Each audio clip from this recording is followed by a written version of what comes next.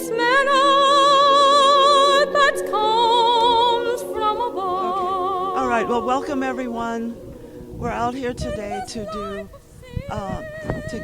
pay homage and give honor to our ancestors here in Holly Springs, and we're going to have a libation out here today for the Union USCT soldiers who lived in Holly Springs and many who died here as well. So I'm going to just start off by putting this whole visit in a context. If you can't hear me, tell me. Okay. And I'm going to look at my book just in case I don't want to miss anything. And this is going to be very short. Just a few notes on the context for this whole event. First of all, we're in Hillcrest Cemetery. Hillcrest Cemetery has hundreds of African American burials and possibly even a slave cemetery. The people in this town think of it as the white people's cemetery, but it's really as much the black people's cemetery. We are standing in the colored section. That's what they call it. And down over there, that's the bottom where everything dips in the bottom. There are over 1,000 unmarked graves there that have been noticed or found by ground-penetrating radar. And we believe that that's possibly a slave cemetery. There are over 100 African Americans who were born in slavery who are buried out here in this cemetery. The Civil War ended in Holly Springs, Mississippi in 1862, earlier than a lot of other places in Mississippi. It ended when Grant's army came in 1862 in Marshall County in Holly Springs. Some of the black soldiers came before him and with him. They were coming from Tupelo, LaGrange, as well as Grand Junction. Some of the colored troops were with them when they came here. However, when Grant got here, one of the first things he did was to order his soldiers to go throughout the county to let everybody on the plantations know, the plantation owners, that the enslaved people were free. But as that happened, the blacks on the plantations were highly encouraged to join ranks with the Union Army, or they were forced to. It worked both ways. And many of them did, and that's how they joined the Union Army and became Union soldiers. That is when they recruited the people and encouraged them with promises. And many people actually left their plantations, went with the Union Army, and wherever they were traveling. But many of them went to Memphis. And we have a whole story of connections with Holly Springs soldiers in Memphis. The enslaved people joined different units in different places. We do not know the number of troops, of USCT troops or black troops from Holly Springs. Sylvester Oliver, our historian here, says that could be mainly about 2,000 from Holly Springs. Some of them may be actually buried here. Like I said, we have enslaved burials over there, and so we just don't know. We do know of one over there. We'll walk over there later, who was a USCT. His name was James T. Hall, and we know that he's buried out here. But it's not even on his marker that he was USCT. We just know that through genealogy. There are other cemeteries where the soldiers were buried. Sylvester Oliver has identified some of them. And we know those. We're here, though, today at the burial site, not the burial, a memorial for James and Lizzie Wells, Ida B. Wells's parents. They're not buried here. They were buried in a mass grave in the cemetery, which no one has found yet.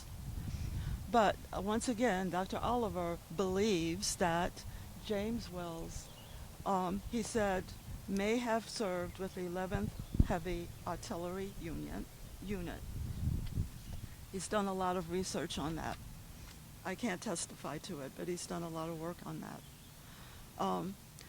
In this cemetery, as you already saw, there's a Confederate memorial. Nobody's actually buried in those Confederate graves.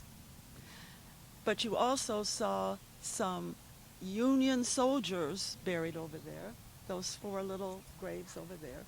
They're Union, the 3rd Regiment. I don't have their full details, 3rd Regiments and their different units. They are buried there. There are bodies in there. That was determined by ground penetrating radar. Yeah. So we have the Confederate memorial and the Union soldiers over there. But here's the mystery of Holly Springs, literally, and that is on their tombstone applications, it says that they are colored, and it's written several times on their application, colored.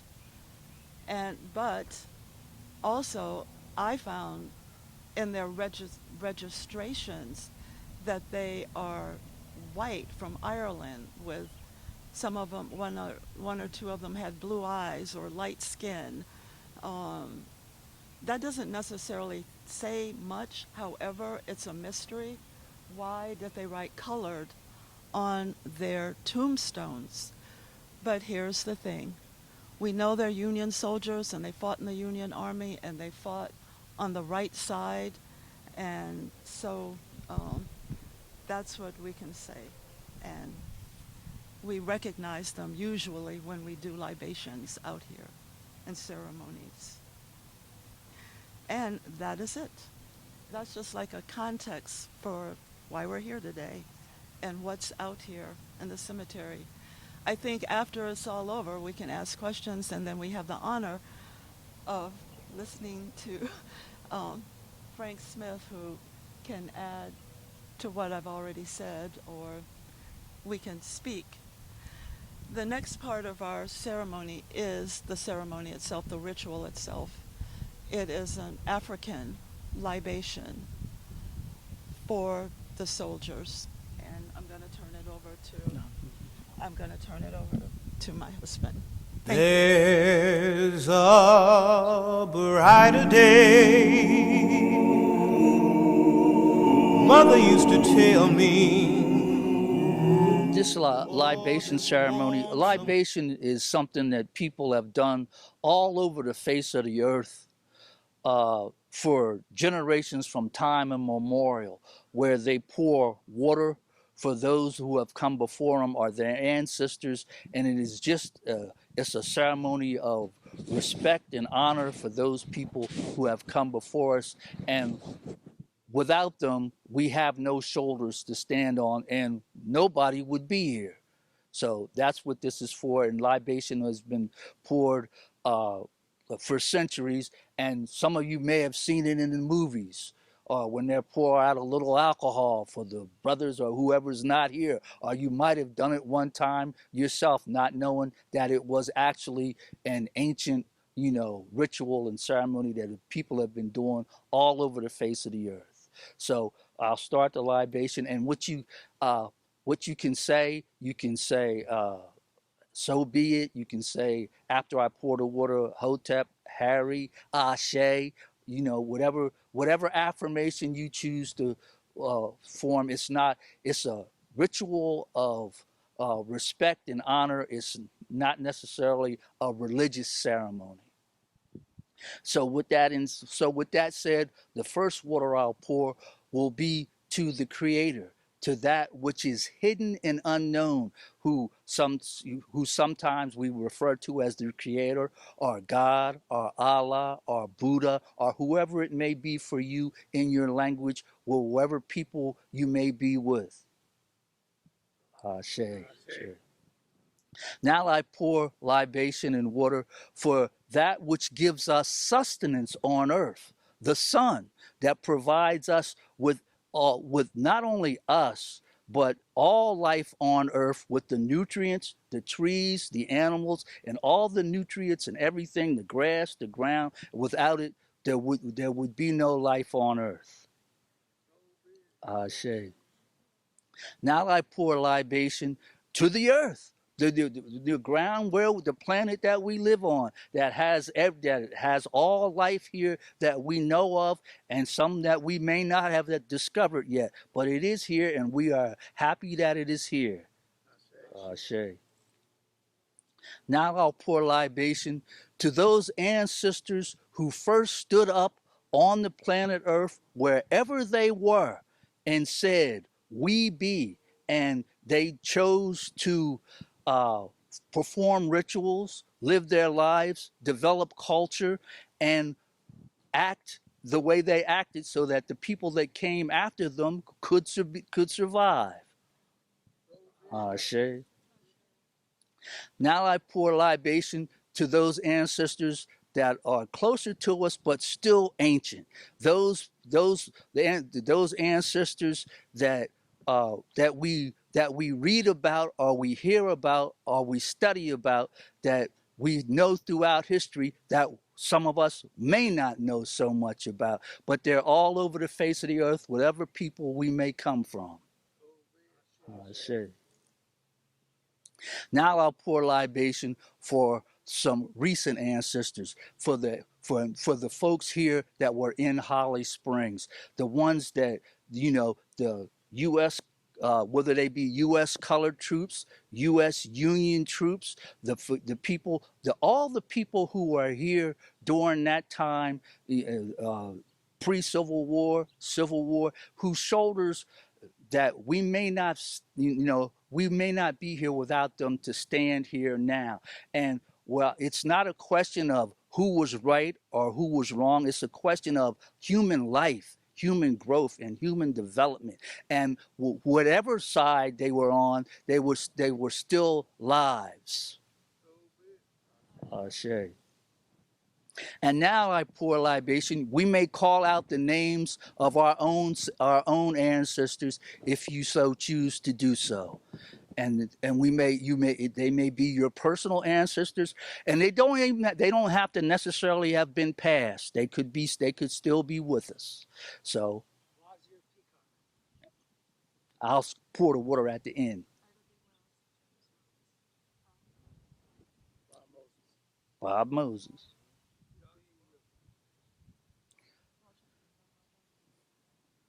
Hezekiah Garlick Sr., Johnny Jones Jr.,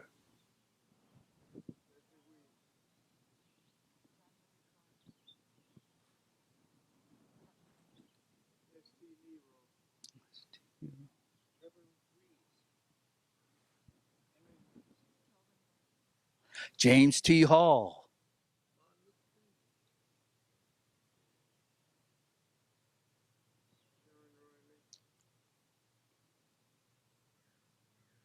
Ashe.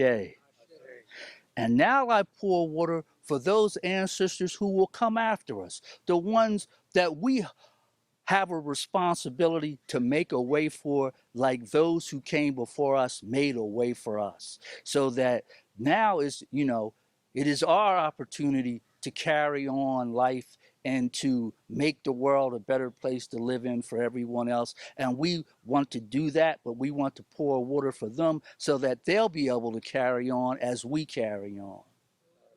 Shay. Okay? And that is the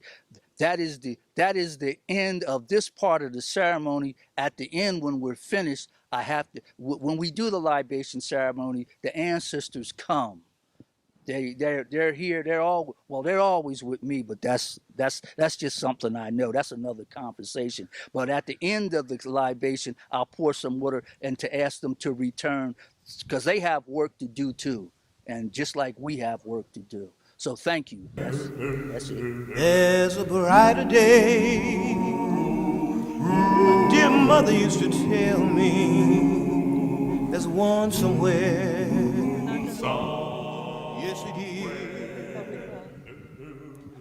this to you. You are a guest. So if you'd like to say something, we'd appreciate it. Well, thank you very much. It's a moving ceremony for me. And needless to say, you probably know already, I've been in a lot of these cemeteries. I walked through a lot of cemeteries looking at headstones, trying to find names. Went through one in Louisiana where they had put a wrongly identified African-American soldier as a Confederate soldier. And if you want to get some gray hair in your head, try to go through a process of getting one of these things taken down and getting the proper one put up. That'll grow some whiskers, John. So, but I went to gone to those ceremonies too. But I also have gone to ceremonies where African-American soldiers, when they come home from the war, have acquired large tracts of land. And on those pieces of land, they've donated pieces of that land to churches and schools. And on those churchyards and schoolyards, there are cemeteries. Mm-hmm. And those churchyards and schoolyards are not only repositories of things that people built to sort of make a better life for themselves, churches and schools, but they also house cemeteries where their ancestors are buried. And so these places become important places of communion and of reflection for us. And so we gather here today for a reflection on the lives of these soldiers who made it possible for us to get an education and to have a good life. And these stories went for years without being recognized by historians. If you go in the library and look at these bookshelves, there are hundreds, in some cases thousands of books written about the Civil War that never mention anything about African-American soldiers. Never, ever. And yet Abraham Lincoln himself says he couldn't have won this war without these soldiers. Grant says this in his own memoirs. So how could they write a history of the Civil War without mentioning the very soldiers that the people who won the war, namely Grant, who was the Union Army leader, and Abraham Lincoln, who was the architect of the whole thing, they say they couldn't have won the war without them. And actually, Lincoln wouldn't have even brought them into the war if he were not losing it at the time that he brought them in. Right. And so with all of that having been said, they still got left out of the history books. So, and let me just also, I said this yesterday, that this story for me begins in Holly Springs. Larry might have told you this already, but I met a man here when I came in 1962, had his grandfather's rifle and his uniform. It was the first I ever heard of these African-American soldiers. I had a pretty good education from a pretty good school in Atlanta called Morehouse College by then, but they didn't teach this at Morehouse, didn't teach it anywhere, really. And yet, so I got introduced to it here, and the story comes back in a full circle because in February of this year, the Guinness Book of World Records recognized our memorial in Washington, D.C. as the memorial having more names than any other monument in the world. So we go from the moment of obscurity, of complete obscurity, when nobody knew or cared about it, to the point where many people now know, and we have international travelers now who come into that site to see what this looks like. Because it is a phenomenon. It has 209,145 names. 17,000, I like saying this, I get the largest number comes from Louisiana. The second largest, about 25,000, come from Louisiana. About 24,000 comes from Kentucky. Tennessee is third with about 21 or 22,000. Mississippi is fourth. 17,000 soldiers from the state of Mississippi joined the Union Army. And that's a phenomenal story for me because everybody knows Mississippi gets a bad name for just about everything. But yet here these guys are on the front line of this fight for freedom, the fight to save the Union. And these guys come home and get elected to office. They run for, and I pointed this out to Bob Moses, Dr. McLemore, to Dr. McLemore. I pointed out to our leader, Bob Moses, because in his book called On the Algebra Project, he and Charlie Cobb says in 1960s, for the first time, African Americans are voting in Mississippi. Well, he was off by 100 years. He was off, but he said he was a mathematician. He wasn't a historian, so he wasn't a historian. I pointed out to them, they were off by 100 years. Because in the 1860s and 70s and 80s, African Americans were voting in Mississippi. They were serving in office in Holly Springs and as a sheriff of this county and mayor of this town. And you had elected officials in Congress. Mississippi had 2 Democratic Congress. We got 2 Republicans now who are out of their minds. So, you know, well, you can win these fights and lose them, have to win them all over again. So we come here today to pay tribute to these soldiers. I think I can say now without fear of contradiction that no serious historian will ever write another book about the Civil War without mentioning the African-American Civil War soldiers.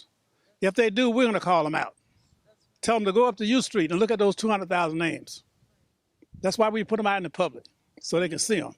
And I dare them to come up there and look at them. And I don't have to explain to them how they overlooked them all these times. They have to explain themselves to the public. How in the world could they call themselves a serious historian and overlook all of these names? So that's all I got to say. Thank y'all very much. Thank God for these soldiers. Thank God for this libation program. And I yield the rest of my time to you, madam. All right, thank you. All right, I don't have anything to add. So, Larry, you called the program. So, Well, my libator said there was a closing part of the ceremony. okay, so I think that's the end. Okay. You're going to put the flags down. She wants to put the flags down. Put them down, Roger. She can put them. She wants to put them down there. We'll walk down there and put them down. When after we close out the ceremony. Okay. So I pour this libation out of respect for the ancestors, that now they can depart and return to their realm, so that they may continue to do the work that for us that they do, and so that we may be worthy of their work and they worthy of our work. Ashe. Thank you all Ashe. very much. Thank you. She went in the drugstore and bought a bunch of flags and hid them outside people. I people walking. And she said, we were poking at these people with these flags. And this non-profit, this non-violent group of demonstrators coming home from, I guess, my daughter's real close. They were real close. I could no longer stand. I asked my mother, how do I get to know the man? She said, you must be. Don't you see, you got to be born again.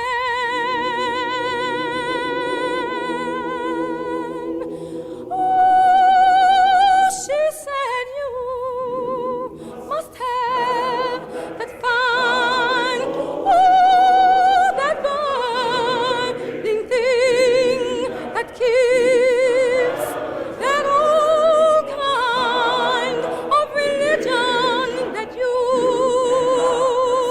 it makes you move, makes you shout, makes you cry.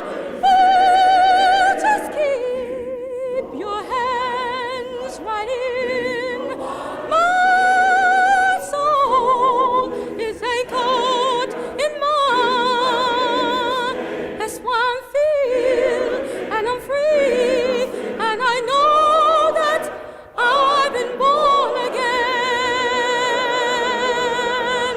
Oh, she said you must have that fine, oh, that burning thing that keeps that old kind of religion that it makes you move, makes you shout, makes you cry. Oh, just keep your hands right in. My soul is anchored in mine. That's why I'm feel and I'm free, and I know that I've been born again.